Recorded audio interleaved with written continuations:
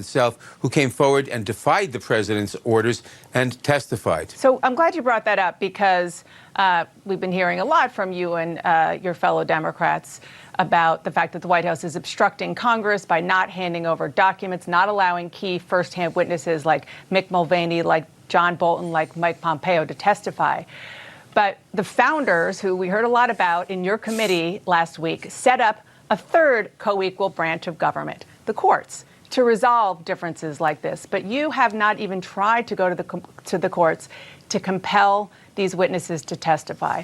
With something as grave and momentous as impeachment, why not? Well, first of all, we have gone to the courts, and some of those cases not on this issue. We have gone to the courts, starting with McGahn and various other people. Right, but not on Ukraine and on the impeachment inquiry. And what we have found is that the courts take months and months. But we don't need to go to the courts. The Article I power, which is Congress's power, is the sole power to try impeachments, should not be and has never been dependent on the courts. The president and the executive branch are duty-bound to cooperate with Congress in any legitimate inquiry. And the president's absolute failure to do so and defiance is an act against the separation of powers, against the constitutional scheme, and shouldn't require anything from the courts. Now, the courts are a way to try to enforce this, but much too slow a way.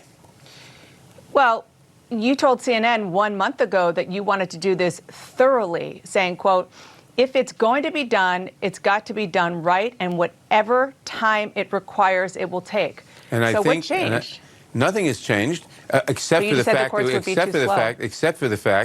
that we have gotten all this extremely persuasive evidence on the blackmail against Ukraine to try to interfere in our election. The fact that this evidence is uncontested and overwhelming. And notice, the Republican, we have asked the president, we've invited him to testify, we've invited him to send witnesses, we've invited him to send his counsel to cross-examine witnesses. He's declined to do all of this. Now, if he had any exculpatory evidence, they would have brought it forward. The fact that the Republicans and the president have basically not contested the evidence at all. Even their witness at our hearing last week, Professor Turley, said that that what he did was clearly impeachable if proven sufficiently. And I think that any fair judge would have to say that that it's been proven thoroughly and uncontested. Okay.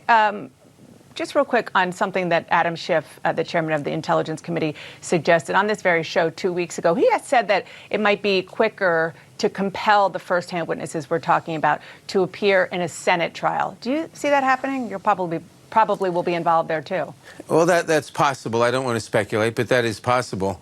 But again, we have got to act with dispatch because the president put his own interests above that of the country, and it is urgent. There's a sense of urgency because he will do anything, from judging from his past conduct, that he can to get interference and to rig the next election, which is why we must act to safeguard the integrity of our democracy.